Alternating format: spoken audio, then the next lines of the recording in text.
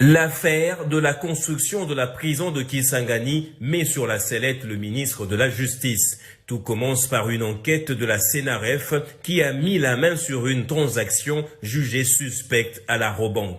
Le versement de près de 19 millions de dollars dans un compte créé la veille même. Il s'agit du compte de l'entreprise Zion Construction, celle qui a gagné de gré à gré le marché de construction de la nouvelle prison de Kisangani.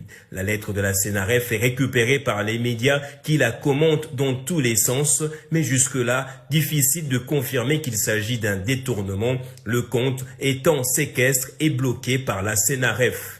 Dans sa réplique, le ministre de la Justice affirme avoir demandé que l'on crée le compte de Zion Construction dans le livre de la Robank où se trouve le donneur d'ordre dans le but d'éviter de supporter des frais bancaires élevés.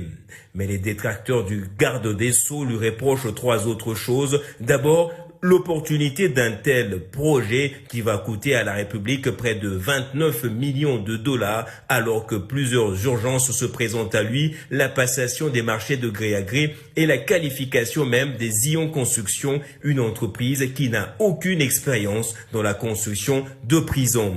Dans une lettre adressée à la CNRF, le ministre de la Justice affirme avoir recouru à la passation de marchés de gré à gré compte tenu de l'urgence qu'il y a de désengorger les prisons telles que décidées en réunion de Conseil des ministres le 8 novembre 2024. Cette passation de marché de gré à gré a respecté, d'après toujours le ministre, la procédure légale. Mais un courrier de la primature vient contredire les allégations du ministre. Le cabinet de la première ministre a fait divulguer le document dans lequel il demandait au ministre de régulariser la procédure. Mais malgré cela, aucune preuve définitive de détournement n'a été établie dans l'affaire de prison, mais des irrégularités procédurales sont fortement suspectées. Cette affaire met en lumière donc par ailleurs les tensions internes entre le ministre Constant Mutamba et les autres membres du gouvernement, dont celui des Finances et la première ministre, qui ne se sont pas montrés solidaires à lui.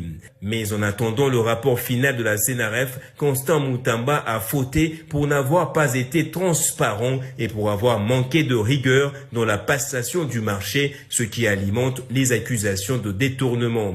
Deux députés nationaux ont par ailleurs adressé des questions orales au ministre de la Justice, les députés Fontaine Mangala de Kisangani et Willy Michiki de Walikale sur le même dossier.